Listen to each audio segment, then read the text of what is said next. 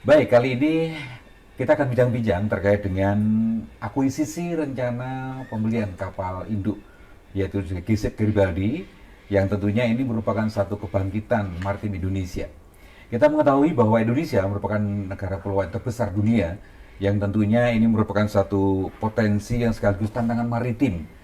Dalam konteks modern, kekuatan maritim bukan hanya sekedar simbol kedaulatan, namun juga sebagai proses atau pilar terhadap pertahanan ekonomi dan diplomasi nasional.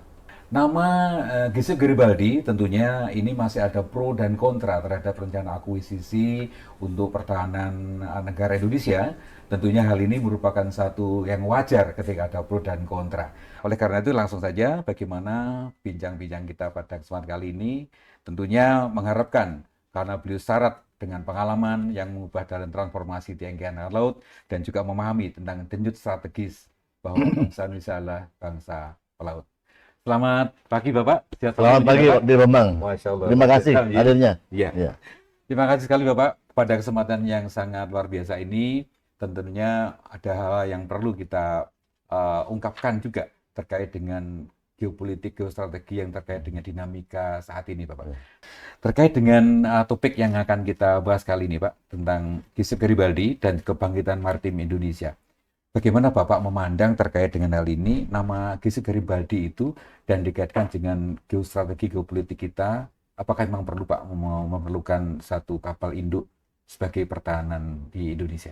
Ya. Masyarakat Pak. Ya baik, terima kasih. Pertama kali saya mengucapkan Assalamualaikum pada para pemirsa. Salam bahagia Waalaikumsalam. untuk kita semua.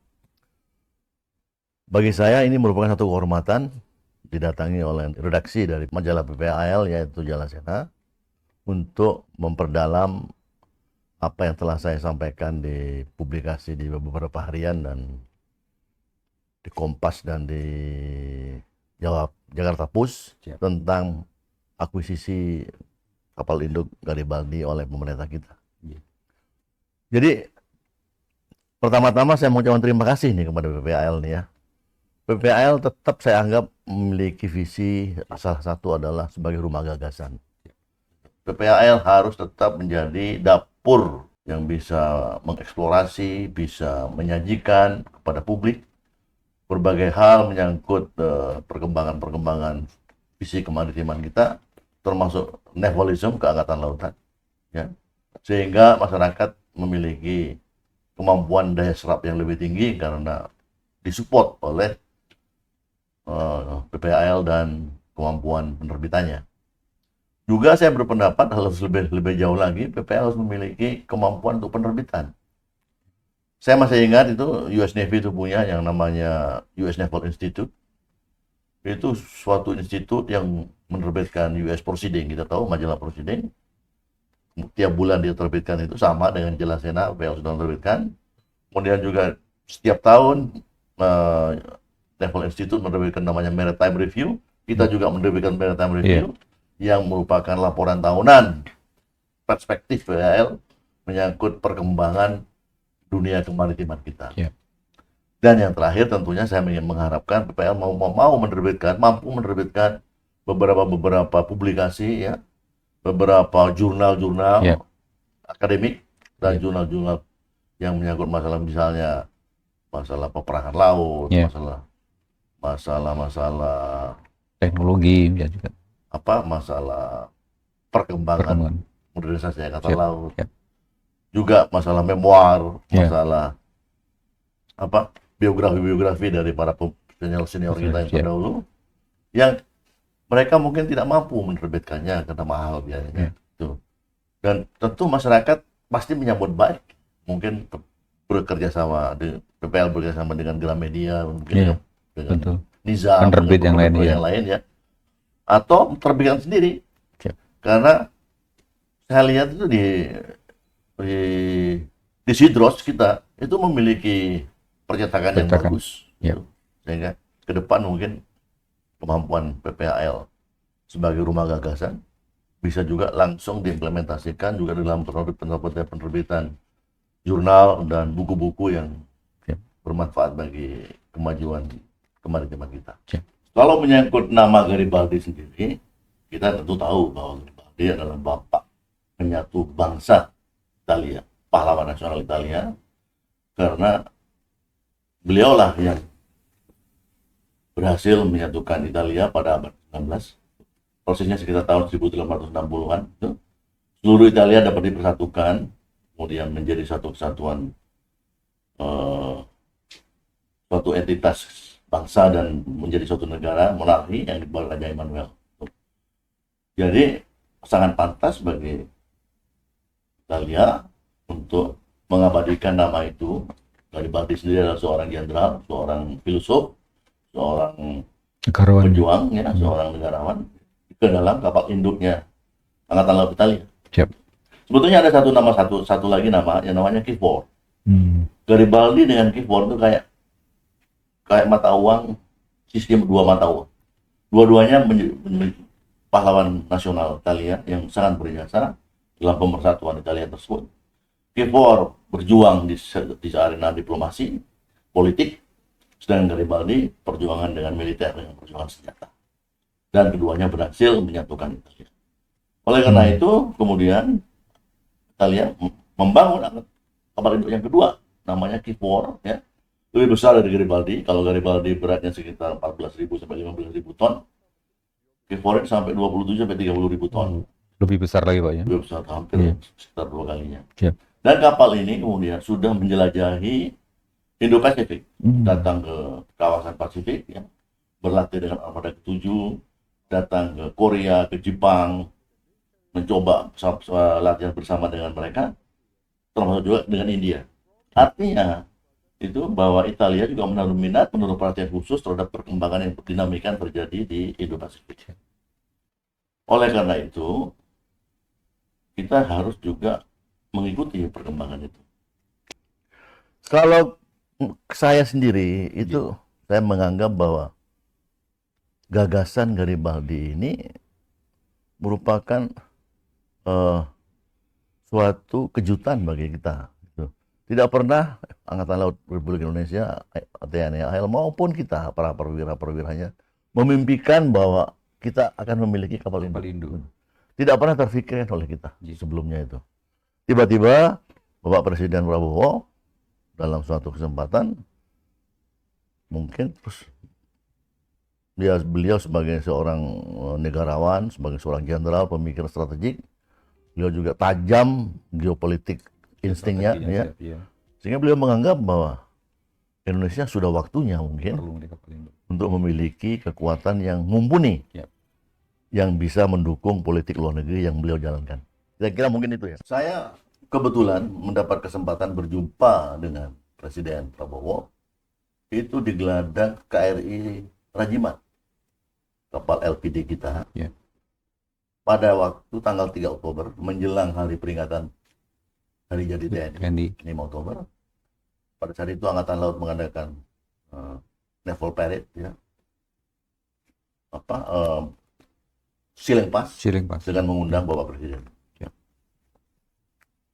Di sana juga kita tahu pada beberapa peristiwa penting, antara lain adalah memberikan penghormatan, naikkan pangkat istimewa kepada dua laksamana kita, Laksamana Didit dan Laksamana Taufikur Rahman. Di samping juga kita bersama-sama menyaksikan Siling Pas yang dilaksanakan oleh unsur-unsur armada kita. Betul-betul saya sendiri walaupun sudah lama purnawira, ya, melihat kegagahan kapal-kapal kita itu betul-betul yang merindukan, ingin kembali lagi ke laut. Terkenang pada saat dunia, Pak, ya. Mencekam, betul-betul impresif, ya. Performer yang ditunjukkan oleh adik-adik kita, kapal-kapal kita itu tadi. Di geladak di sanalah saya berkesempatan bertemu dengan Presiden pada saat beliau datang ke kita, dan setelah basa-basi beliau bilang, saya didampingi oleh Laksamana Didit dan Laksamana Marsetio, itu bertiga kita. Bapak Presiden bilang gini, sudah saatnya bagi kita untuk memperkuat Angkatan Laut. Angkatan Laut Republik Indonesia harus diperkuat. Kita sudah mau kita tunjukkan ke dunia bahwa waktunya bagi kita sekarang untuk memiliki Angkatan Laut yang tangguh di kawasan Asia Tenggara. Setelah itu saya spontan, saya menjawab menyangkut masalah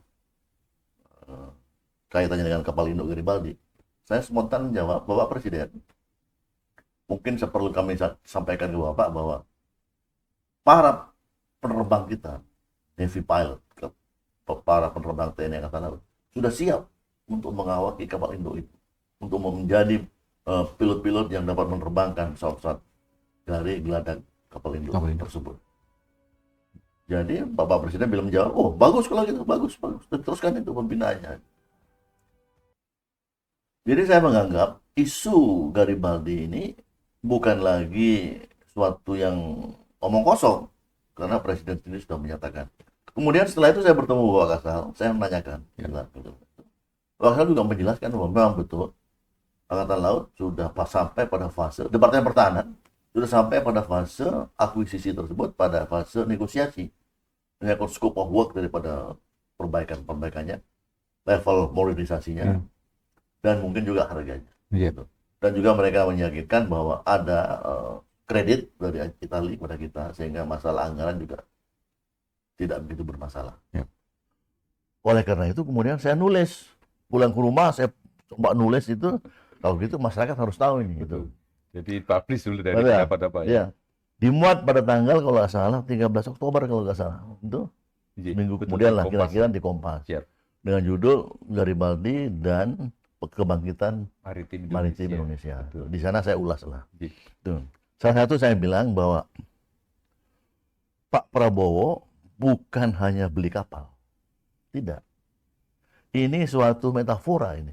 Tuh, Pak Prabowo sebetulnya ingin menunjukkan ke rakyat Indonesia, ayo sekarang kita tunjukkan ke dunia bahwa kita sudah siap untuk melangkah ke depan, memasuki era Indo-Pasifik dengan kekuatan yang sepadan dengan sejarah, tradisi, dan kemampuan kita sendiri. Saya kira itu. Dan kedua, beliau juga membuka tabir strategic thinking, bahwa kita tidak boleh ngumpet lagi. Harus terbuka, harus ke depan. Gitu. Ya, saya tidak perlu lagi elaborasi apa artinya ngumpet ya, tapi intinya itu Pak Prabowo membuka jalan. Gitu. Saya sangat surprise dan sangat betul surprise. Beliau seorang angkatan darat ya. Betul. Tapi dengan akuisisi Garibaldi ini, beliau menunjukkan kepada bangsa Indonesia bahwa saya bukan lagi angkatan darat. Ya.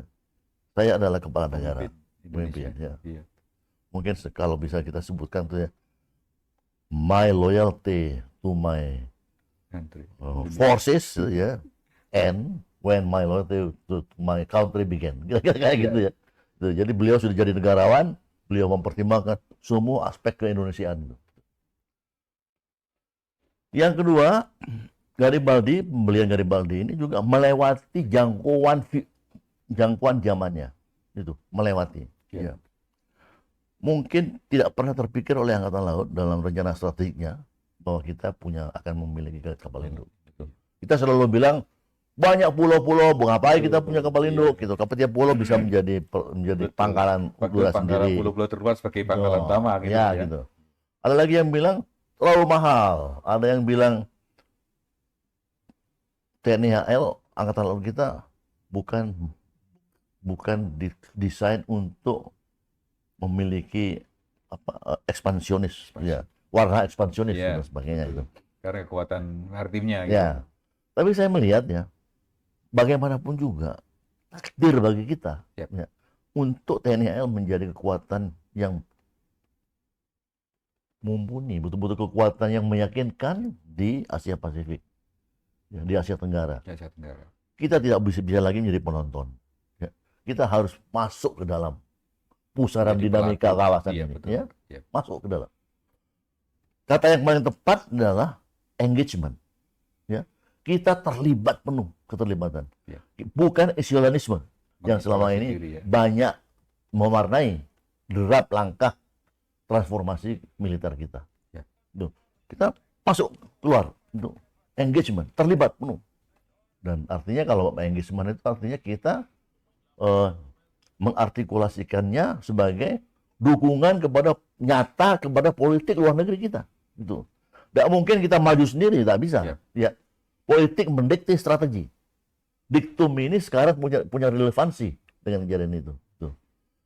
Begitu pemerintah politik luar negerinya itu aktif, ya, mencari terobosan-terobosan baru, melihat Indonesia dalam kacamata lingkungan kawasan dan dunia, Angkatan Laut sebagai garda terdepan harus mengikuti dengan cepat. Karena Angkatan Laut sendiri, kapal-kapal terutama, itu adalah simbol daripada kewibawaan dan kekuatan bangsa. Gitu. Yang harus simbol itu harus ditonjolkan betul-betul. Tuh. Tidak disembunyikan, Betul. tonjolkan. Ditunjukkan di sana. Ditunjukkan. Oke. Oke. Menarik sekali Bapak, tadi terkait dengan rencana akuisisi terhadap kapal induk dari Italia. Tentunya ini memperkuat di dalam pertahanan maritim Indonesia.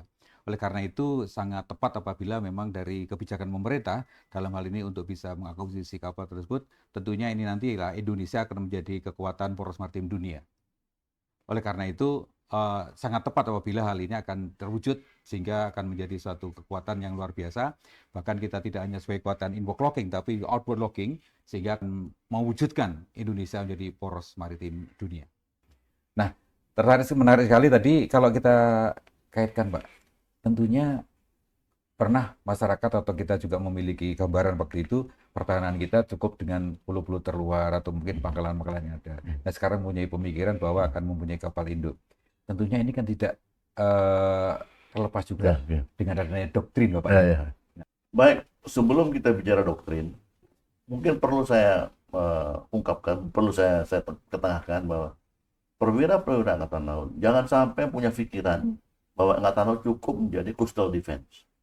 Angkatan Laut menjadi Angkatan Laut perairan, cukup hanya menjaga teluk, tanjung, perairan, patroli-patroli perikanan. Tidak, cukup. Dan Angkatan Laut jangan sampai berpikir begitu. Kalau mindset kita menganggap bahwa Indonesia cukup memiliki coastal defense, kayak Coast Guard saja, maka kita akan kehilangan beberapa hal yang penting. Pertama, kita tidak mampu melindungi shipping. Shipping itu artinya alur-alur pelayaran atau jalur-jalur komunikasi kapal-kapal kita. Gitu. Kita tahu bahwa Indonesia ekspor impor selalu paling banyak melalui laut. Yeah.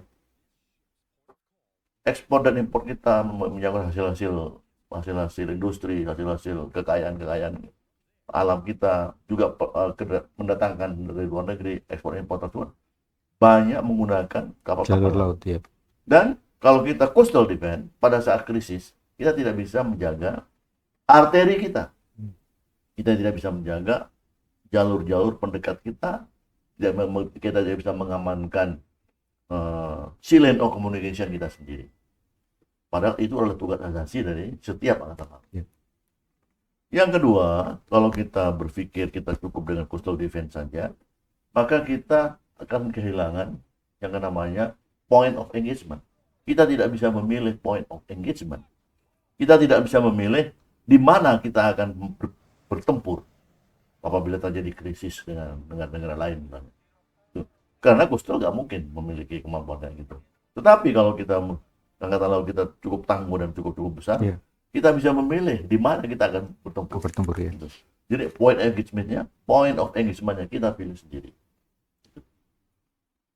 Dan ini tidak mungkin dilakukan oleh coastal navy, nggak mungkin. Yeah. Yang ketiga, kita kalau coastal defense, kalau angkatan laut yang hanya di angkatan laut perairan, kita kehilangan yang namanya strategic outreach. Kita kehilangan daya jangkau strategik. Padahal angkatan laut yang seperti Indonesia harus memiliki long distance reach. Itu cukup di depan, Pak ya? Ya, jadi daya jangkau jauh ke depan. Daya jangkau strategik yang jauh. Global reach kalau perlu. Yeah. Regional sampai global reach oleh kapal-kapal tempur kita. Sehingga kemampuan menjaga kawasan-kawasan kita sendiri yang kita tahu luasnya garis pantainya hampir sepanjang garis pantai Eropa, itu bisa kita lakukan. Yang keempat, dengan coastal defense, ya kita jadi laughing stock, kita jadi bahan ketawaan oleh tetangga-tetangga kita. Loh, Indonesia yang begitu makmur, begitu hebat, luas kekayaan lautnya, kok puas dengan memiliki angkatan laut yang kecil, yang hanya bersifat sebagai coast guard saja, sebagai kapal Patroli menjaga aja. perairannya Ya. sendiri. Tidak, gitu. Kita tunjukkan kepada tetangga-tetangga kita, kepada dunia bahwa sudah saatnya TNI Angkatan Laut berubah. Ya. Ya, pertama dari yang namanya Angkatan Laut Perairan menjadi Blue Blue Water Navy. Angkatan Laut yang pengawal samudra luas. Ya. Iya. Itu salah satu. Sehingga kemudian saya yakin itu sudah terfikirkan oleh beberapa pemikir Angkatan Laut ya. Tapi kan tergantung ekonomi. Yep. Gimana kita mimpi besar kayak gitu, kita mau dukung. Tapi kita harus yakin bahwa ekonomi kita bisa mendukung gagasan itu. Dengan sampai 2045, ya, Yep. Indonesia akan menjadi kekuatan ekonomi yang nomor 5 Iya. di dunia. Yep. Itu Betul. dengan anggaran belanja lebih dari 1,5-2%, itu Iya. mampu kita membiayai ambisi dan ambisi yang sesuai dengan tradisi kelautan kita. Iya. Gitu. Jadi Garibaldi hanya awal saja. Iya. Gitu. Kebangkitan Kebangkitan untuk kita awal. naikkan, Pak ya. Saya menganggap Garibaldi itu juga membawa yang namanya membuka kotak Pandora. Gitu. Terbuka ini udah. Sehingga pemikiran-pemikiran strategik baru tentang kemaritiman akan keluar semuanya. Gitu. Dan itu bagus bagi kita. Betul. Bagus. Dan Betul. luar biasa juga kaitannya dengan ini yang kami harapkan. Tentunya juga para pemirsa, tentunya kita mengharapkan bagaimana inspirasi dari Bapak Laksamana terkait dengan rencana yang sudah dibuka dalam publis tentunya, Pak ya. Nah, ini tentunya juga mengharapkan beberapa pemahaman secara menyeluruh, termasuk masyarakat Indonesia dalam mengedukasi terhadap pertahanan laut Indonesia. Ya. Betul. Jadi begini ya, menurut saya ini ya, bahwa apabila kita bertekad untuk menjadi jangkar, atau lebih persisnya, apabila kita bertekad untuk menjadi kekuatan penyeimbang dalam dinamika Indo-Pasifik dan kawasan sekitar kita, ya kita lihatlah bahwa Cina sudah menengok ke selatan. Cina juga sudah mempunyai yang namanya Belt and Road Initiative, ya, yang merupakan warna baru, ya, perspektif baru dari jalur sutra. Ya. Tapi sekarang dikaitkan dengan jalur-jalur pertahanan, dikaitkan dengan masalah-masalah pertahanan dan ekonomi. Dan juga tentu hal ini ambisi Cina yang akan menjadikan Laut Cina Selatan sebagai halaman depannya pasti akan banyak bersinggungan dengan negara-negara ASEAN yang lain. Dan yang kedua, dia juga mulai inisiatif menciptakan yang namanya anti-access dan denial area di Laut Cina Selatan. Dia bilang Laut Cina Selatan sudah menjadi halaman depan saya. Saya akan cegah negara-negara lain untuk bisa mempunyai akses dan menguasai daerah ini. Ya pasti berhadapan dengan negara-negara Asia Tenggara yang lain, berhadapan dengan Indonesia, dan berhadapan dengan Amerika. Yang dia bilang freedom of navigation, freedom of shipping, freedom of sesuai dengan kaidah-kaidah utama yang di Amerika, bahwa lautan itu bebas untuk semua pihak. Tuh, terus yang kedua, India juga sudah mulai look east policy. India juga mulai melihat ke timur. Tuh. Jadi Amerika dia punya bikin KAUKUS, Amerika punya memindahkan beberapa kekuatan armadanya mulai ditarik dari Timur Tengah masuk ke Indo-Pasifik. Mungkin tahun 2045 akan lebih kencang lagi nih. Nah, kita tidak bisa jadi penonton. Ya, kita tidak bisa diam. Tidak bisa diam. Tidak bisa. Itu kita juga tidak akan memihak pada siapapun, tapi kita akan menjaga, tugas kita adalah menjaga kepentingan nasional kita sendiri, menjaga kepentingan maritim kita sendiri. Dan bagaimana kita menjaga kepentingan maritim dan nasional kita sendiri kalau kita tidak punya otot, kita tidak punya kekuatan laut, dan hasrat dan niat kita tidak diketahui oleh musuh, oleh lawan, oleh orang-orang lain.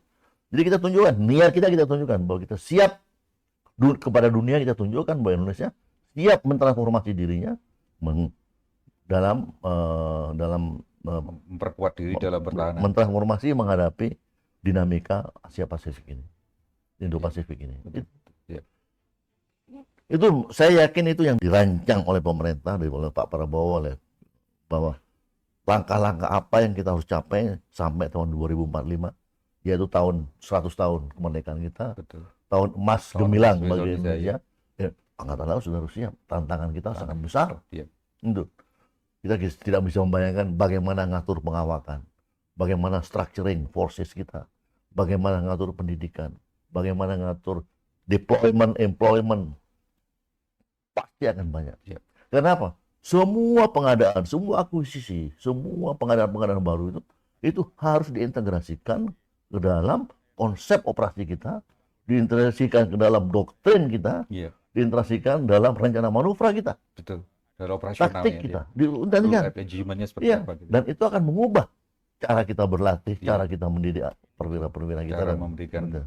promosi nanti mulai dari anak-anak sekarang, kurikulum didikannya, SDM-nya, kemudian termasuk juga Itu, doktrin apa iya. ya? Iya.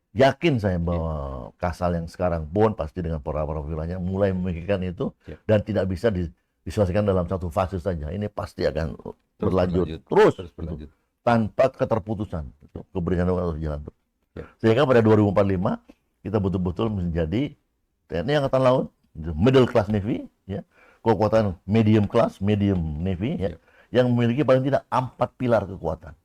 Pilar pertama itu terdiri dari striking forces, ya, dengan inti kapal induk, lengkap dengan kapal-kapal kawalnya, kapal-kapal frigate, kapal-kapal destroyers, Ya. yang mampu beroperasi dalam lingkungan ancaman multiple. Jadi striking forces kita itu mampu beroperasi di multi threat environment. Mampu, karena dilindungi oleh kapal-kapal kawal yang juga tangguh. Bisa melawan situasi, bisa melaksanakan peperangan anti udara, peperangan anti kapal atas air, dan peperangan anti kapal selam, dan striking warfare. Iya. Peperangan gempuran, menggempur sasaran-sasaran yang berada jauh di daratan. Sampai itu juga tentu striking forces kita ini juga akan menjadi strategik anti kapal selam. Jadi kapal mampu menggelar peperangan anti kapal selam strategik, ya, karena kapal Garibaldi pasti akan memiliki kapal-kapal helikopter anti kapal selam yang lebih mumpuni, sehingga bisa menggelar peperangan anti kapal selam dalam jangkauan yang lebih luas. Sehingga tidak mudah lagi bagi kapal-kapal selam asing untuk berkeliaran di perairan-perairan kita. Yang kedua, pilar kedua adalah kita tahu bahwa kita akan memiliki yang namanya amphibious warfare, kemampuan amfibi. Kita punya marinir, marinir kita sudah punya 3 divisi, nanti itu dikomplementasikan dengan kekuatan kapal-kapal amfibious, ya, dan menjadi yang namanya amphibious ready group. Grup siaga amfibi. Gitu. Siap ini sudah. Siap operasional. Siap operasional nih. Ya tentunya menjadi pertanyaan gini, kenapa Indonesia kok punya kemampuan amfibi? Karena kemampuan amfibi itu adalah sama dengan kapal induk. Proyeksi kekuatan. Aplikasinya dari setelah pada personnya. Jadi orang melihat orang yang punya marinir, dia pasti punya ekspansionis. Itu karena marinir adalah landing force. Mau mendarat di mana marinir kita? Iya, betul. Berpikirnya begitu. Sehingga pilar kedua daripada angkatan laut modern kita nanti itu yang namanya amphibious striking group, amphibious ready group. Itu marinir dengan amphibious forces-nya itu tidak untuk menyerang kedaulatan negara-negara lain, tidak. Tapi untuk menjaga kedaulatan negara-negara kita sendiri. Seperti ketahui, Indonesia itu kayak kerangka. Konfigurasi fisik daripada negara-negara Nusantara ini adalah kayak kerangka, skeleton. Ya. Sulit dipertahankan itu. Sulit. Tuh. Tapi kalau kita punya kemampuan amphibious warfare, kemampuan operasi kekuatan kemanapun, employee-nya lebih menjangkau. Jadi kalau misalnya pulau satu direbut, kita bisa rebut kembali dengan amphibious warfare. Kira-kira kayak gitulah. Tentu tidak terlepas kemungkinan bahwa apakah kita bisa mendarat di negara lain, itu walau alam, tidak ada yang tahu. Pilar yang ketiga adalah yang kita kenal sebagai operasi-operasi khusus. Ya, Angkatan Laut kita nanti mampu menggelar operasi-operasi khusus yang terdiri antara lain. Pertama adalah peperangan kapal selam. Kapal-kapal selam kita akan kita kerahkan dalam operasi-operasi yang khusus, baik dalam rangka reconnaissance, surveillance, strategic surveillance, maupun juga untuk anti-shipping. Saya pernah bertemu dengan Bapak Kasal, beliau pernah berkata bahwa sampai tahun 2045, kemungkinan TNI Angkatan Laut akan memiliki 20 kapal selam yang baru. Ya. Di antaranya adalah kapal-kapal selam yang kita sudah tahu, misalnya Scorpio class akan dibeli, ya. Dan kapal-kapal selam yang memiliki AIP. Dengan teknologi AIP, itu suatu teknologi yang memperpanjang waktu pakai daripada baterai kapal selam itu sendiri, sehingga tidak terlalu tergantung lagi kepada sistem yang lama, sistem baterai yang lama itu. Dan juga di samping operasi-operasi kapal selam, juga ada kita kenal operasi-operasi anti teror. Kita akan menggelar operasi-operasi anti teror yang dilaksanakan oleh pasukan-pasukan anti teror kita. Pasukan kita tahu kita punya Denjaka, kita punya Kopaska, kita punya Taifib, Batalion Taifib. Yang tentu ini merupakan kekuatan-kekuatan yang mampu kita gerakkan untuk menanggulangi aksi-aksi terorisme, baik di laut maupun di tempat-tempat yang lain. Yang ketiga, juga yang saya masukkan dalam operasi-operasi khusus adalah mine warfare. Kita bisnis Angkatan Laut yang tidak bisa tergantikan adalah peperangan ranjau. Kita harus kuasai itu, baik dalam rangka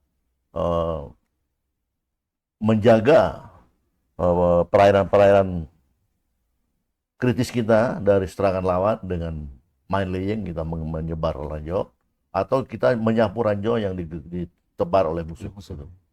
Ini berkaitan juga kemampuan ini dengan konsep yang kita sebut sebagai anti-access and denial area. Itu adalah suatu konsep peperangan di mana untuk mencegah satu kawasan dimasuki atau dikendalikan oleh unsur-unsur lawan, karena kita sudah bisa mendenying kawasan tersebut terhadap aksi dari lawan. Itu termasuk yang saya maksud dalam operasi khusus tersebut. Itu tentu kita harus memperbaiki kemampuan peperangan ranjau kita. Yang lain adalah tentu operasi-operasi pesawat terbang dari pangkalan kita untuk melaksanakan misi-misi surveillance, misi-misi reconnaissance, atau misi-misi yang lain. Selain skuadron tempur yang ada di kapal induk, kita tetap memiliki kapal-kapal pesawat terbang yang pesawat udara yang berpangkalan di darat yang siap untuk melaksanakan misi-misi khusus seperti itu.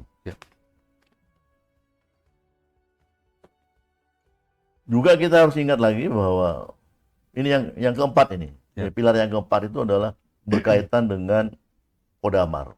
Kita sekarang memiliki Komando Daerah Maritim. Apa fungsinya? Kalau dulu Kodamar itu identik dengan pangkalan yang tugasnya hanya membantu unsur-unsur armada dalam berkaitan dengan kepelabuhanan, dukungan harbor services dan sebagainya. Tapi Kodamar lebih strategik lagi. Kodamar tentu dimaksudkan oleh pemimpin Angkatan Laut yang sekarang untuk mampu menggelar yang namanya anti-access and denial area di kawasan-kawasan laut kita. Ini bisa diterjemahkan menjadi Kodamar berarti juga akan memiliki pertahanan pantai, yang terdiri dari baterai-baterai artileri maupun peluru-peluru kendali anti kapal jarak jauh yang disiapkan untuk melindungi pintu-pintu masuk, jalur-jalur pendekat yang bisa digunakan oleh lawan. Kodamar juga bisa memiliki unsur-unsur marinir. Kalau kita punya sekarang namanya marinir pertahanan pangkalan, pangkalan. Tapi nanti marinir pertahanan pangkalan tersebut tugas utamanya juga adalah dikerahkan untuk anti-access dan denial area defense tadi. Lebih jauh lagi dengan kita punya baterai peluru kendali, kita punya baterai artileri kaliber besar, yang itu semuanya akan diintegrasikan ke dalam Kodamar kita. Jadi saya melihat Kodamar menjadi pilar keempat dari kemampuan Angkatan Laut yang akan datang, yang bertugas untuk salah satu adalah untuk anti denial, Anti- dan anti access. Ya. Ya. Tentu yang lainnya adalah Kodamar juga bisa berfungsi sebagai liaison officers Ya. terhadap kekuatan-kekuatan strategik darat dan udara, maupun juga Kodamar juga bisa digerakkan untuk untuk misi-misi kemanusiaan kemanusiaan. dan misi-misi kemampuan maritim Ya. nasional kita sendiri.